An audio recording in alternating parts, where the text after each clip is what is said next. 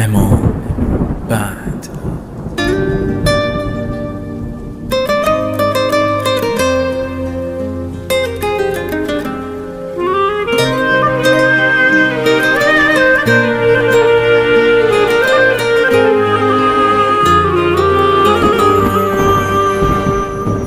بارون میزنه رو سرم، میشوره عشق چشامو، حرف تو دلم گرفته راه صدامو، نیستی ببینی حال خراب شبامو.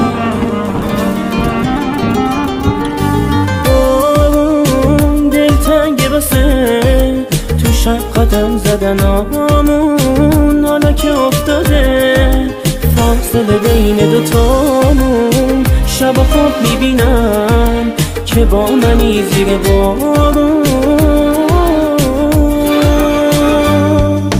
جا موندم تو گذشته و خاطره هامون، برگرد که شدم از این فاصله دامون، من بی تو میمیرم از چشمام، روشونت عشقام یادگاره، حالا که دلم از تو فاصله داره، از دنیا دلگیرم.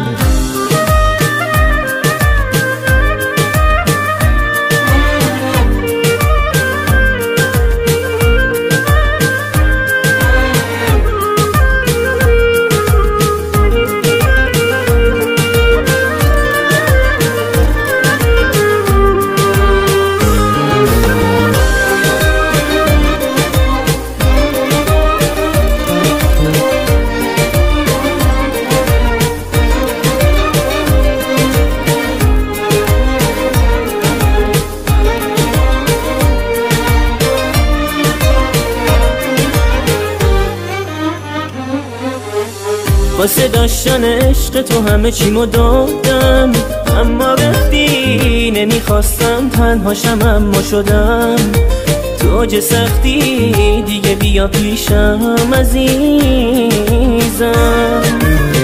بگو گناهم چی بود که رفتی و با دلم سر نکردی، حالا پشت این پنجره منتظرم که برگردی، دیگه بیا پیشم عزیزم.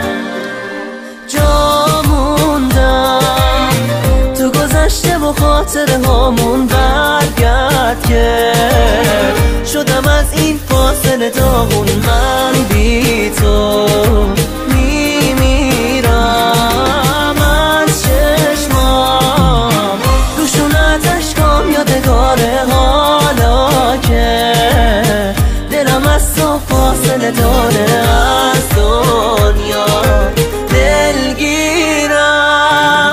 تنظیم رضا پناهی.